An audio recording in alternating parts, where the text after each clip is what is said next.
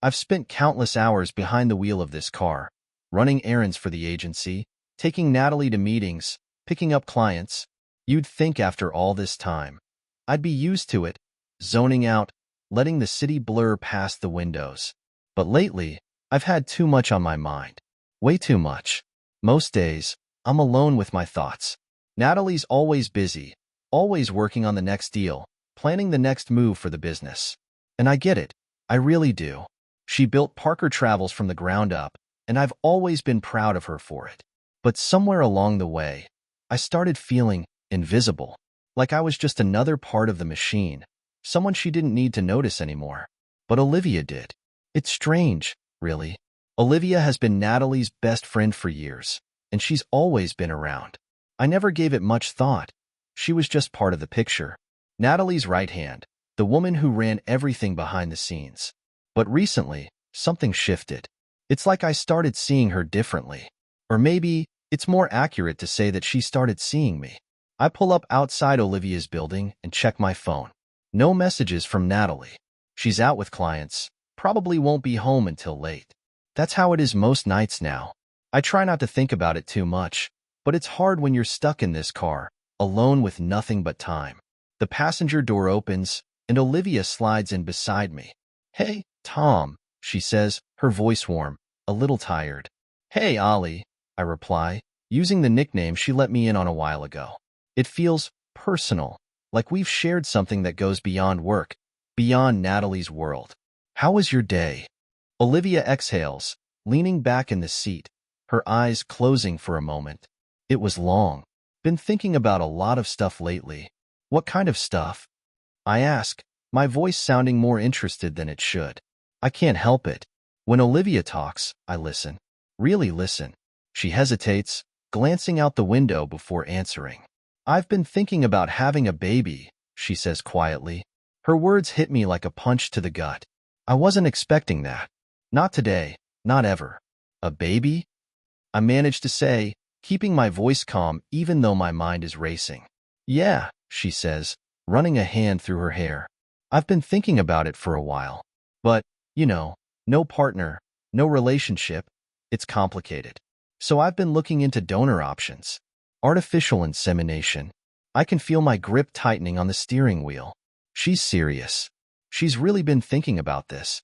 Part of me admires her for it, for going after what she wants, even if it means doing it alone. But another part of me, the part one don't want to admit exists, feels something else. A tight, uncomfortable feeling deep in my chest. "I didn't know you were ready for that," I say, my voice a little rougher than I intended. I clear my throat, trying to keep it light. "I mean, that's a big decision." She nods. "It is. But I've thought about it for so long. I don't want to wait anymore, you know?" I nod, though I'm not sure I do know. I mean, I get it. She wants a family. But the idea of her going through with it, of her having a child, just feels off. Not because she doesn't deserve it, but because it stirs something in me that I've been trying to ignore. "You'll be a great mom," I say, meaning every word. "Thanks," she replies, giving me a small, grateful smile. But there's sadness in her eyes, something I haven't seen before. It makes me want to say more, to tell her that she doesn't have to do this alone, that she has people who care about her. But those words would be crossing a line I've already been flirting with for too long. As we drive through the evening traffic, the silence between us feels heavier than usual. I know I should be thinking about Natalie, about my wife, and the life we've built together. But all I can think about is how easy it is to talk to Olivia. How different it feels being around her. She's not like Natalie. She's softer, more open. I don't know how else to describe it, but when we're together, it feels like I'm seen. And that's something I haven't felt in a long time. We reach her apartment, and Olivia unbuckles her seatbelt. "Thanks for the ride, Tom," she says, giving me that same smile, the one that always makes my chest tighten. "No problem. Let me know how it goes tomorrow, okay?" I say, referring to her appointment at the fertility clinic. "I will," she replies. "Good night, Tom." "Good night, Ollie." I watch as she walks up the steps to her building, disappearing inside. Once she's gone, I sit there for a minute longer, trying to sort through the mess of emotions swirling in my head. This was supposed to be a simple day, another routine drive. But now, everything feels complicated. And I know I've crossed a line, even if it's only in my mind. The problem is, I'm not sure if I want to go back. I'm back home before Natalie, as usual. The house feels cold, empty. I walk through the living room, noticing the pile of papers on the kitchen counter. Contracts, business proposals, notes scribbled in Natalie's quick, messy handwriting. She's always working, always focused on the agency. It's her life. And me? I'm just here. The driver, the supportive husband, the one who keeps everything running smoothly in the background. I grab a beer from the fridge and sink into the couch, flipping through channels without really watching anything. My mind keeps drifting back to Olivia, to what she said in the car. A baby. What would that even look like? Olivia with a kid? Part of me can picture it so clearly. Her holding a little boy or girl, smiling the way she does when she's genuinely happy. And the thought makes me feel strange. I don't know what it is, but it's there, gnawing at the back of my mind. I shake my head, trying to focus on something else, but it's no use. The house is too quiet, too empty, just like my marriage. When did it get this bad? When did I start feeling like a stranger in my own home? I hear the front door open, and Natalie walks in, looking tired but energized in that way she always does after a big meeting. She barely glances at me as she drops her bag on the table. Long day? I ask, keeping my tone light. Yeah, she says, distracted, already flipping through more papers. Meeting went well, though. We're close to landing that new client. That's good, I say, but it feels like I'm talking to a wall. She's here, physically, but she's not here. Not with me. Natalie looks up for a second, her eyes scanning me before returning to her work. You okay? Yeah, I lie, taking a sip of my beer. She doesn't notice the hesitation. Doesn't notice anything, really. And that's the problem. Olivia notices. That night, lying in bed next to Natalie, I stare at the ceiling, the weight of everything pressing down on me. I don't know how I got here, feeling like this, thinking these things. But the truth is, I can't stop it. And I don't know if I even want to. As I drift off to sleep, all I can think about is Olivia's voice in the car, the way she said she wanted a baby, the way she looked at me, like I was someone she could rely on, someone who mattered. And for the first time in a long time, I felt like I did. The next day starts like any other. I pick Natalie up after her morning meeting, and we head to the office. She's on her phone the whole ride, talking business, arranging appointments. I barely say a word, but my mind isn't on Natalie or the agency. It's on Olivia. She has her appointment today, and I can't help but wonder how she's feeling. Is she nervous? Excited? Scared? I want to ask, but I know I can't. I shouldn't be thinking about her like this, but I am. When we arrive at the office, I drop Natalie off and head to the parking lot, waiting for the next task. Just as I'm about to settle in for the usual routine, my phone buzzes. It's a text from Olivia. Hey Tom, can we talk later? There's something I want to tell you. My heart skips a beat. I know I shouldn't be this excited, but I am. Yeah, sure, I reply, my fingers shaking slightly as I type the words. Anytime. And just like that, the line I've been walking for weeks feels thinner than ever. Hours passed after that text from Olivia, but my mind was stuck on the few words she'd sent. What did she want to tell me? Was it about the appointment? Was something wrong?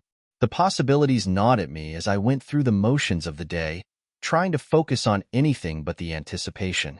Natalie, as usual, was too wrapped up in work to notice. She breezed in and out of the office, in constant conversation with clients, too busy to even ask me how my day was. I told myself I should be used to this by now, but the reality was harder to swallow. The distance between us felt more like a canyon. And Olivia was right there, closer than anyone had been to me in a long time. By the time I got another message from Olivia, I was parked outside our house, waiting for Natalie to finish her last call in the car.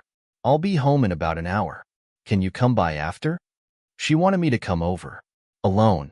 My pulse quickened, but I tried to keep my cool. It didn't have to mean anything. We were friends, after all. Just friends. Friends who'd grown close. Maybe too close. Yeah, I'll be there, I typed, my thumb hovering over the screen for just a second before hitting send. I closed my eyes and took a deep breath, feeling the weight of what I was about to do. Maybe it was nothing. Maybe I was reading into it. But part of me knew it wasn't just nothing. Not anymore. Natalie finally finished her call and got out of the car, barely giving me a glance as she headed into the house. I followed, feeling like a ghost trailing behind her. As she slipped into her office to handle more business, I grabbed my keys and told her I was running a quick errand. She waved me off, not even looking up from her laptop. I could have said I was leaving for good, and she probably wouldn't have noticed. By the time I got to Olivia's apartment, it was dark. I parked around the corner, out of sight, and made my way up to her door. I hesitated for just a second before knocking, my heart pounding in my chest. The door opened, and there she was. Olivia stood there, looking tired but relieved, a soft smile on her lips. "Hey, Tom," she said, stepping aside to let me in. "Thanks for coming." "No problem," I said, trying to keep my voice steady as I stepped into her apartment. It felt intimate, walking into her space like this, without Natalie, without the usual work chatter in the background. It was just us. She led me to the living room, where she sat down on the couch, motioning for me to join her. I hesitated, then sat down next to her, a little closer than I probably should have. "So, how did it go today?" I asked, breaking the silence. Olivia took a deep breath, brushing a strand of hair behind her ear. "It went okay, but there's something I need to tell you." I swallowed hard. "What is it?" She looked at me, her eyes searching mine for a moment before she spoke. "Tom, I'm pregnant." The words hit me like a freight train, and for a second, I didn't know what to say. Pregnant. She had done it. She had gone through with the insemination. She was going to have a baby. A part of me wanted to smile, to congratulate her, but another part, the darker part, felt something else entirely. Jealousy. Anger. It didn't make sense, but it was there. Why wasn't I happy for her? "Wow, Ollie," I finally managed, forcing a smile. "That's amazing." But Olivia didn't smile. She was staring at me, her expression unreadable. "Tom, there's more." My heart pounded in my chest. "More?" She bit her lip, looking down at her hands before speaking again. "I didn't just pick any random donor. I didn't want to do this with a stranger. I wanted someone I knew, someone I trusted." I blinked, trying to follow where this was going. "Okay." Olivia's voice dropped to a whisper. "It's you, Tom. I used your donation." The words hung in the air, heavy and suffocating. For a second, I thought I hadn't heard her right, but the look in her eyes told me she wasn't lying. My mouth went dry. "What? How?" "I talked to the clinic. They said you had donated years ago, before you and Natalie got married. I asked if I could use yours." She looked at me, her eyes wide and vulnerable. "And they said yes." I couldn't breathe. My thoughts were spinning out of control. Olivia, pregnant, with my child. How was this happening? How had she done this without me knowing? "You should have told me," I said, my voice barely a whisper. I wasn't sure if I was angry or shocked or both. "I know," Olivia said quickly, reaching for my hand. "I'm sorry, Tom. I didn't want to put you in an awkward position. I wanted this so badly. And I knew you'd be a great father. Even if you didn't want to be involved, I wanted it to be you." Her words should have made me feel better, but they didn't. All I could think about was the enormity of it. I had a child, our child, growing inside her, and Natalie had no idea. "I don't know what to say," I muttered, pulling my hand away. "I know this is a lot," Olivia said softly, "but I need you to know. I didn't do this to hurt anyone. I thought it was the right thing." I stood up, pacing the small living room, my mind racing. This is insane, Olivia. What am I supposed to do now? What am I supposed to tell Natalie?"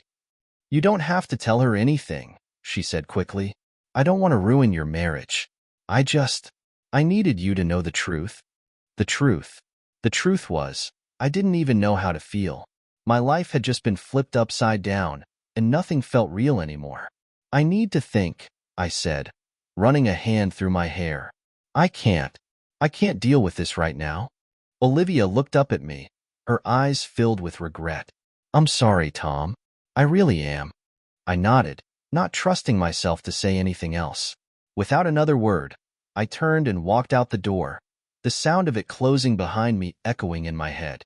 I drove aimlessly for what felt like hours, my mind replaying Olivia's words over and over. She was pregnant, with my child, and Natalie didn't know. How was I supposed to handle this? How was I supposed to keep living like nothing had changed? But the truth was, everything had changed. By the time I pulled into my driveway, the house was dark. Natalie was already in bed, the usual pile of work stacked on her nightstand. I stood there for a moment, looking at the life we had built together, wondering how I was going to keep this secret. I wasn't sure I could, but I also wasn't sure what would happen if I didn't. I sat in the car for a long time, the house looming in front of me like a silent accusation. My chest felt tight, my mind still spinning with the weight of what Olivia had told me. The enormity of it pressed down on me. Olivia, pregnant with my child. How was I supposed to look Natalie in the eye now? How could I walk into that house and pretend everything was the same? But I couldn't sit there forever. With a deep breath, I stepped out of the car and headed inside. The house was quiet, the soft hum of the refrigerator the only sound. I glanced down the hallway and saw the faint light coming from Natalie's office, a sure sign she was still up working. I hesitated, part of me wanting to turn around, get back in the car, and drive until I couldn't think anymore. Instead, I forced myself down the hall and opened the door. Natalie was sitting at her desk, her laptop open in front of her, papers spread out around her like usual. She didn't even look up when I entered, just muttered something about a late meeting and a new client. I stood there, watching her, my mind screaming with the truth I was carrying, but my mouth refusing to let it out. "Hey," I finally said, my voice rough. "Hey," she replied, not looking away from the screen. "Busy day?" "Yeah," I lied. "Just the usual." I waited, hoping she'd ask more, but she didn't. She was too wrapped up in whatever spreadsheet or email had her attention. That was the way it had been for a long time now. We barely spoke anymore, and when we did, it was about work or logistics, never about us, never about anything that mattered. I leaned against the doorframe, watching her for a moment longer, then turned away. I couldn't do this. Not tonight. Not with everything that was swirling inside me. I made my way to the bedroom, trying to shake off the weight of it all, but it clung to me like a shadow. As I lay in bed, staring up at the ceiling, my thoughts went back to Olivia. The way she had looked at me, the way her voice had trembled when she told me the truth. She was scared, and I couldn't blame her. I was scared too. But now I was caught between two women, one who was my wife, and one who was carrying my child. My child. The thought kept repeating in my head, a truth I couldn't escape no matter how hard I tried. I wanted to be angry with Olivia, but I couldn't be. She hadn't meant to hurt me, or Natalie, or anyone. She had just wanted a family, and now she had one, or at least, she would soon. But where did that leave me? Where did that leave us? I didn't have any answers. The next morning, I woke up early, slipping out of bed before Natalie stirred. I couldn't face her right now, not with everything that was still weighing on me. I went through the motions of my morning routine, coffee, shower, checking emails for work, but my mind was somewhere else. I couldn't stop thinking about Olivia, about the way she looked at me, the way her voice had cracked when she said those words. She hadn't done this to hurt anyone, but it didn't change the fact that everything was different now. And the longer I stayed quiet, the worse it was going to get. I thought about texting her, but I wasn't sure what to say. What could I say? I needed time to process this, but it felt like the clock was ticking, like the walls were closing in on me. Natalie would figure it out eventually. Either that, or I'd have to tell her. And I wasn't sure how either of those options would end. I was halfway through my second cup of coffee when my phone buzzed. It was Olivia. "Can we talk today?" My heart skipped a beat, my fingers hovering over the screen. I wasn't ready for this, but I knew I couldn't avoid it forever. I had to face this. Face her. "Yeah, I'll come by this afternoon," I replied, my stomach twisting in knots as I hit send. By the time I arrived at Olivia's apartment that afternoon, I had convinced myself I was ready. I'd had all morning to think, to try and figure out what I was going to say. But as I stood in front of her door, my hand raised to knock, all that confidence drained out of me. The door opened before I could knock, and there she was, standing there with that same look in her eyes, hope mixed with fear. She stepped aside, letting me in, and closed the door behind me. "Thanks for coming," she said softly, her voice barely above a whisper. I nodded, not trusting myself to speak just yet. I sat down on the couch, my hands clasped in front of me, trying to focus on anything other than the tension hanging between us. Olivia sat across from me, her hands fidgeting in her lap. She looked nervous, like she wasn't sure where to start. "I know this is a lot," she finally said, her voice trembling. "I didn't mean for it to be this complicated. I couldn't do this with a stranger. I needed it to be someone I trusted." "I get that," I said, my voice low. "But, Ollie, you should have told me before." "I know," she said quickly, her eyes filling with guilt. "I know I should have. I was scared. I didn't want to put you in an impossible situation. I didn't want you to feel like you had to choose between me and Natalie.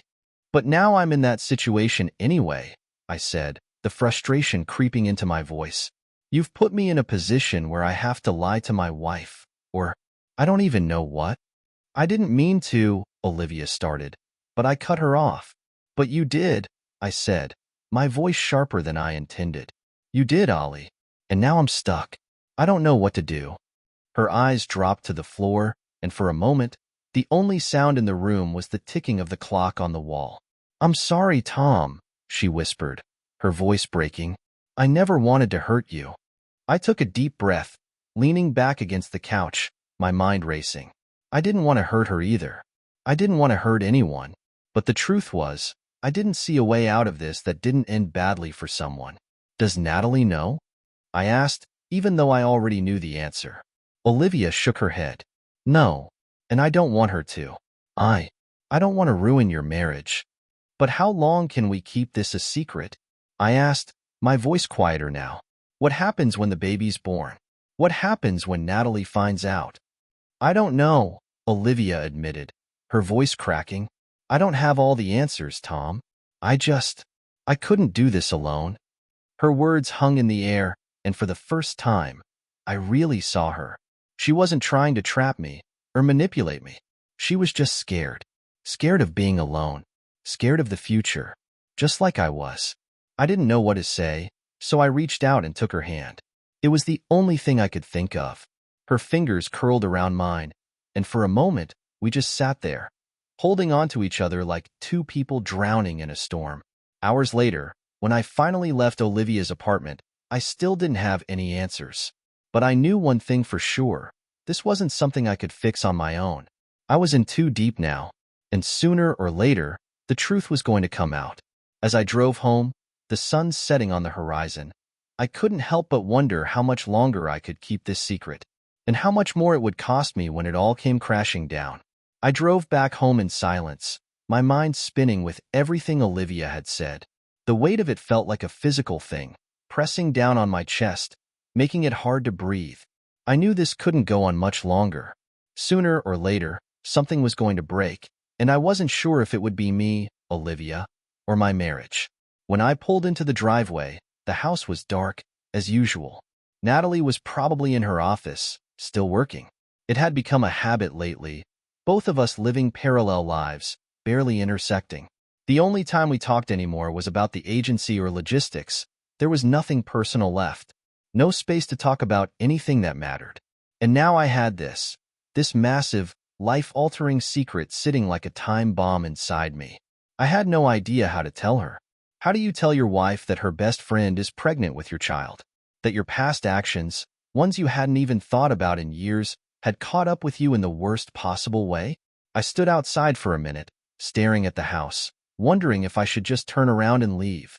Maybe I could drive away and never look back. But I knew that wasn't an option. I had to face this, no matter how impossible it seemed. I opened the door and stepped inside, the familiar quiet settling around me. Natalie's office door was closed, light spilling out from underneath. I hesitated, my hand hovering over the doorknob, unsure of whether I should disturb her. But I needed to talk to her. I couldn't keep pretending everything was fine. I knocked softly, waiting for her to call me in. "Come in," she said, her voice muffled by the door. I opened it and stepped inside. Natalie was sitting at her desk, her laptop open in front of her, papers scattered around like always. She barely glanced up when I entered, her fingers still tapping away at the keyboard. "Hey," I said, trying to keep my voice steady. "Hey," she replied, not looking up. "Long day?" "Yeah," I said, moving closer. "We need to talk." She paused, her fingers stilling on the keyboard. Finally, she looked up at me, her brow furrowed in confusion. "About what?" "About us," I said, the words heavy on my tongue. I couldn't just blurt out the truth about Olivia. Not yet. But something had to change. The distance between us, the silence that had become so normal, was suffocating me. Natalie sighed, leaning back in her chair. "Is this about the business again? Because I've been swamped, Tom. I know I haven't been as available, but things are finally starting to pick up and—" "No," I interrupted, my voice sharper than I intended. "It's not about the business. It's about us. You and me." She blinked, taken aback by the edge in my voice. "What do you mean?" I sat down in the chair across from her, running a hand through my hair. I didn't know how to say what I needed to say without making it sound like I was accusing her of something. But maybe I was, in a way. "We don't talk anymore, Natalie," I said quietly. "Not really. Everything's about work, about the agency. We barely see each other, and when we do, it's like we're just going through the motions." Her expression softened, but there was still a hint of defensiveness in her eyes. "Tom, you know how important this business is to me. I've been working so hard to make it successful, and I thought you understood that." "I do," I said, trying to keep my frustration in check. "I've always supported you, and I always will. But it feels like we're not even living the same life anymore. You're in your world, and I don't know where I am." Natalie was silent for a moment, her gaze dropping to the papers on her desk. "I didn't realize you felt like that," she said softly. I thought everything was fine." "Nothing's been fine for a long time," I admitted, my voice quieter now. "And I'm not saying it's your fault. We both let this happen." She looked up at me, and for the first time in what felt like months, I saw a flicker of something real in her eyes. Regret? Sadness? Maybe both. "I didn't mean to shut you out," she said, her voice barely above a whisper. "I've just been so focused on work, and I guess I didn't realize how much I was losing in the process." I nodded, feeling the tension between us ease just a little. But it wasn't enough. Not with everything else hanging over us. "There's something else," I said, my heart pounding in my chest. Natalie looked at me, her eyes searching mine. "What is it?" I opened my mouth to tell her, to spill everything about Olivia, about the baby, about the mess I was in. But the words wouldn't come. I couldn't do it. Not yet. I wasn't ready for the fallout, for the explosion that would follow. "Nothing," I said, shaking my head. "It's nothing." She frowned, clearly not believing me, but she didn't press. Instead, she reached across the desk and took my hand, something she hadn't done in a long time. "I'm sorry," she said softly. "I don't want us to drift apart. I'll try harder. I promise." I squeezed her hand, forcing a smile. "Me too." But as I left her office and headed to bed, the weight of the secret I was carrying pressed down on me harder than ever. I had lied to her, and there was no coming back from that. Not now. Not with everything that was about to happen. The next few days passed in a blur of routine. Driving Natalie to meetings, picking up clients, trying to keep everything normal on the surface while my mind churned with the weight of what I knew. Olivia texted me a few times, checking in, but I kept my responses short. I couldn't talk to her, not with the way things were spiraling out of control. I told myself I was doing the right thing, keeping the secret for now, waiting for the right moment to tell Natalie. But deep down, I knew I was just stalling. There was no right moment. There never would be. It wasn't until a week later, when Olivia called me, her voice tight with panic, that everything started to unravel. "Tom, I need you to come over," she said, her voice shaking. "What's wrong?" I asked, already grabbing my keys and heading for the door. "It's the baby," she whispered. I think something's wrong." My heart stopped. I didn't wait for Natalie to ask where I was going. I just left, the panic in Olivia's voice echoing in my head. When I got to her apartment, Olivia was sitting on the couch, her face pale and her hands trembling. She looked up at me with wide, terrified eyes. "I've been cramping," she said, her voice breaking. "I'm scared, Tom. I don't know what to do." I rushed over, kneeling beside her, my hand resting on her knee. "Have you called your doctor?" "Not yet," she said, shaking her head. "I didn't know if I should. Maybe it's nothing, but I needed to see you." My chest tightened at her words, the fear in her voice tearing at me. She had no one else to lean on, no one else to turn to in moments like this, and I was the reason she was in this mess. "I'll take you to the hospital," I said, standing up and helping her to her feet. "Let's get you checked out, just to be safe." She nodded, clinging to my arm as I led her out the door. The hospital was quiet, sterile, the fluorescent lights casting everything in a harsh, cold glow. We sat in the waiting room, Olivia's hand gripping mine tightly, her fear palpable. I didn't know what to say, so I just sat there with her, letting her hold on to me. When the doctor finally called her in, I stayed by her side, feeling more helpless than I ever had in my life. This was my child too, and the thought of something going wrong filled me with a dread I couldn't put into words. After what felt like an eternity, the doctor returned with a reassuring smile. "Everything looks fine," she said, her voice calm. "It's normal to experience some cramping early on, but the baby is healthy." I let out a breath I didn't realize I'd been holding. Olivia's grip on my hand loosened, and I saw the relief wash over her face. "Thank you," she whispered, her voice shaky with emotion. The doctor gave us some instructions, telling Olivia to rest and take it easy, and then we were left alone in the room. The tension that had been strangling me for hours finally eased, but the reality of the situation hadn't changed. This baby, this secret, it was still there, hanging over us like a storm waiting to break. As I helped Olivia back into the car, driving her home in silence, I realized that sooner or later, I would have to face the truth. I couldn't keep living in this limbo, caught between two worlds. I had to make a choice, and no matter what I chose, someone was going to get hurt. I drove Olivia home, the silence in the car almost deafening, each second feeling heavier than the last. She rested her head against the window, eyes closed, still shaken from the scare at the hospital. I was relieved that everything with the baby was fine, but that relief was tangled up in a knot of emotions I couldn't untangle. When we pulled up to her apartment, Olivia didn't move right away. I stayed silent, waiting for her to speak. Eventually, she turned to me, her eyes soft but tired. "Thank you for being there today," she said quietly. "You don't need to thank me," I replied, shaking my head. I'm just glad everything's okay." Olivia nodded, her gaze falling to her lap. "I know this is a mess. I know I've put you in an impossible position, but I didn't know who else to call." I sighed, running a hand through my hair. "You didn't put me in this alone, Ollie. I made choices too. I don't know what to do anymore." She looked at me then, really looked at me, and for a moment I saw all the fear and hope she had been holding back. "I'm not asking you to choose between me and Natalie," she whispered. "I know that's not fair, but I don't want to do this without you, Tom. I don't want to raise this child alone." Her words cut deep because they hit on everything I had been avoiding. The truth was, I didn't want her to go through this alone either. But I also knew the consequences. If Natalie found out, when she found out, it would destroy everything.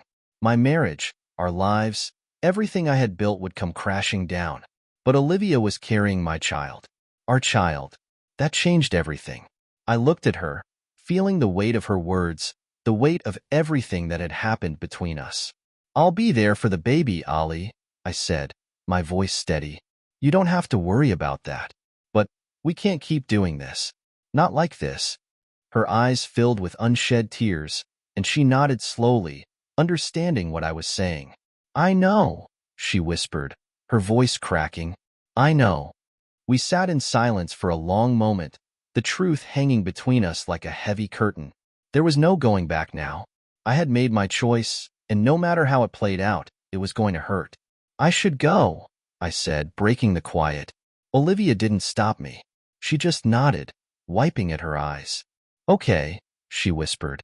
I got out of the car and walked her to the door, my heart heavy. This should have felt like closure, like the end of something, but it didn't. It felt like everything was about to come apart at the seams, and I wasn't sure if I could hold it all together. The days that followed felt like a slow-motion car crash. I went through the motions, driving Natalie to meetings, working at the agency, coming home to a house that felt more and more like a place I didn't belong. Natalie and I talked more after our conversation, but it was surface level. She promised to be more present, to spend less time wrapped up in the business, but the truth was, I had already pulled away. I was just waiting for the inevitable moment when everything would break. And then it did. It was a Thursday evening. I was sitting at the kitchen table, staring blankly at my phone, when Natalie walked in. She was holding a piece of paper in her hand, her face pale, her eyes wide with disbelief. "Tom," she said, her voice shaky. I looked up, my stomach dropping at the sight of her expression. "What is it?" I asked, my voice already filled with dread. She didn't answer right away. Instead, she walked over and handed me the paper. I took it, my heart pounding as I unfolded it. It was an email from the fertility clinic. My name was listed as the donor for Olivia's pregnancy. I stared at it, my mouth dry, my brain trying to catch up with what was happening. "How long?" Natalie's voice was quiet, but there was a sharp edge to it. "How long have you known?" I opened my mouth, but no words came out. My mind was scrambling for an explanation, but there was nothing I could say that would make this okay. Natalie's face crumpled, the anger and hurt spilling out all at once. "You lied to me, Tom. You've been lying to me for God knows how long." "I didn't know at first," I blurted out, trying to explain. "I didn't know until after it happened, Nat. I swear." "But you knew," she yelled, her voice breaking. "You knew, and you didn't tell me." "I was trying to figure it out," I said helplessly. "I didn't know what to do." Her eyes filled with tears, and she shook her head, backing away from me. "You should have told me, Tom. You should have been honest with me. But instead, you kept this secret and let me live in the dark." "Natalie, I'm sorry," I said, my voice desperate. "I never meant for this to happen. I never wanted to hurt you." "But you did," she screamed, tears streaming down her face. "You hurt me more than anyone ever has." The silence that followed was suffocating. I didn't know what to say, how to fix this. I had lied, and now the lie had blown up in the worst possible way. Natalie wiped at her tears, her expression hardening. "I want you to leave," she said quietly. "Just go." "Nat, please," I started, but she cut me off. "Go, Tom. I can't even look at you right now." I stood there for a moment, paralyzed by the weight of everything I had done. Then, without another word, I turned and walked out the door. I don't remember driving to Olivia's. Everything felt like a blur, my mind numb from the shock of what had just happened. When I arrived at her apartment, Olivia was waiting at the door, her face filled with worry. She didn't need to ask what had happened. She could see it in my eyes. "She knows," I said flatly, my voice hollow. Olivia's face crumpled in sympathy, and she stepped aside to let me in. "I'm sorry, Tom," she whispered. I nodded, not trusting myself to speak. I had nowhere else to go, no one else to turn to. Everything I had built was in ruins, and the only person left in my life was Olivia, the woman who had unknowingly started this whole mess, the woman who was now carrying my child. The weeks that followed were filled with silence. Natalie and I didn't speak. She had her lawyer contact me about separating, and I didn't fight her. I couldn't. I had already done enough damage. I stayed with Olivia during those weeks, but it wasn't easy. She was carrying my child, and yet, the weight of what we had done hung over us like a dark cloud. There was no easy way out of this. No happy ending where everyone got what they wanted. I tried to be there for her as much as I could, attending doctor's appointments, helping her around the apartment. But the reality of the situation never left my mind. This was my life now. A life of consequences, of broken trust, of painful choices. One evening, As Olivia and I sat on the couch in silence, she turned to me, her eyes filled with uncertainty. "Do you think we'll ever be happy?" she asked quietly. I didn't know how to answer that. I didn't know if happiness was even possible anymore. Not after everything that had happened. "I don't know," I admitted. "I don't know what happens next." Olivia nodded, resting her head on my shoulder. "At least we have the baby," she whispered, as if that was enough to make everything else bearable. And maybe it would be, one day. But for now, all I could do was live with the choices I had made, and the wreckage they had left behind. Life went on, but it wasn't the life I had imagined. Natalie and I finalized the divorce quietly, with no drama, just a cold acknowledgement that what we had was over. The agency continued to grow, but I wasn't a part of it anymore. I left it behind, along with the life I had once shared with her. Olivia gave birth to a healthy baby girl a few months later. I was there in the delivery room, holding her hand as our daughter came into the world. It was a moment of pure, undeniable joy, but even then, the shadow of everything that had led us there lingered in the background. We named her Grace. In those early days, I tried to focus on being a father, on making sure that Grace had the best start in life. Olivia and I found a rhythm, co-parenting in the strange, complicated way our lives had unfolded. But there was always an undercurrent of regret, of the life we had both lost in the process of creating this new one.